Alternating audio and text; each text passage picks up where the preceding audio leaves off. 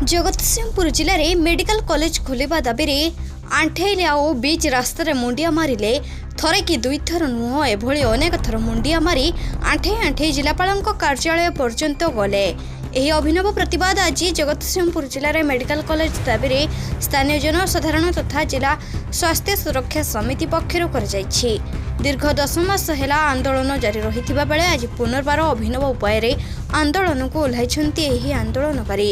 आंदोलनर मुख्य आईनजीवी वसुदेव षडंगी अन्य सदस्य माने जगतसिंहपुर थाना निकटस्थ गणतंत्र छक निकटर रास्तार आंठे आंठे मुंडिया मारी जिलापाल कार्यालय पर्यंत जावा आरंभ कर समर्थन कर अन्य समर्थक मानक मध्य आंदोलन में सामिल हो रास्ता ओळाइबा व बैनर धरी पिकेटिंग करिसेंती। दाबी पूरण न हेबा पर्यंत आंदोलन जारी रहिबो बोली आंदोलनकारी माने चेतावनी दैछंती।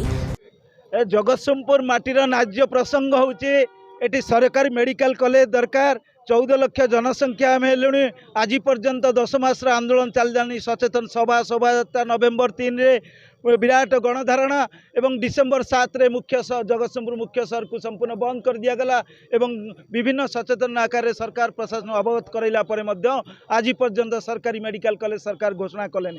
सेवा एक मौलिक आवश्यकता एवं संवेदनशील प्रसंग जो कथार आमर हक दाबी होची सरकारी मेडिकल कॉलेज पल्ली स्वास्थ्य केन्द्र इठू न उठा एवं जगतसिंहपुर मेडिकल को 500 शଯ୍ୟା विशिष्ट सिटी हॉस्पिटल घोषणा करवा ए कथारू जेपर्यंत सरकार सुनिश्चित आमको न करचंती तार प्रतिवाद रे आज मुंडिया मारी मारी आम नेतृमंडली अभिनव प्रतिवाद प्रदर्शन करुचंती एवं जिलावासी आम आह्वान जनईचु आमे जिलावासी जिला स्वास्थ्य सुरक्षा अभियान कार्यक्रम जरिया एकजुट हबु एवं जेपर्यंत मेडिकल कॉलेज सरकारी मेडिकल कॉलेज घोषणा न होइछि से पर्यंत आंदोलन जारी रहिबो।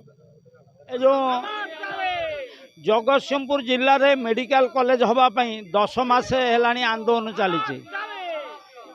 जो 10 मास हेलानी जो आंदोलन चली आमर जनप्रतिनिधि माने सरकारी दलर से माने कहीं शुणिलेनी किसी कलेनी। आमर से योग्य लोक प्रतिनिधि मान उद्देश्य आम मुंडिया मारी आंठे मारिक जाऊँ। जिलार 4टी ब्लॉक रु आसन छाती मैंने आम 5 जन आंठे आंठे का जाऊँ। नमस्कार सरकार तो शुणे लोक प्रतिनिधि माने कहवा कथा जगतसिंहपुर जिला शिक्षित जिला लोक संख्या 14 लाख रु अधिक एवं जमी 62 एकर अच्छी मेडिकल कॉलेज हलानी सबुआडे डिग्री सरकारी डिग्री कॉलेज हला आमर डिग्री कॉलेज हलानी सबुआडे सरकारी इंजीनियरिंग कॉलेज हला मो पाखे तथ्य अच्छी किंतु आमर इंजीनियरिंग कॉलेज है ना आमर इलेक्ट्रिक एसी ऑफिस को केन्द्रापड़ा उठे निला पोस्ट ये रैली जिलापाल कार्यालय जाइए ना नहीं दायीपत्र दि जाबार नहीं क्या दायीपत्र किए शुण दायीपत्र क्या आगामी दिन में निर्वाचन भितर रैली हेनी मैंने आम तरफ आम करूनी आम केवल कहूँ लोक प्रतिनिधि जी अच्छा भोट दियो ना मे 18 तारीख दिन यू आखिरे कलाकना बांधिक अंधपुटुली बांधिक आम रैली कर। जगतसिंहपुर प्रसाद साहाणी रिपोर्ट रूपाथालिया न्यूज।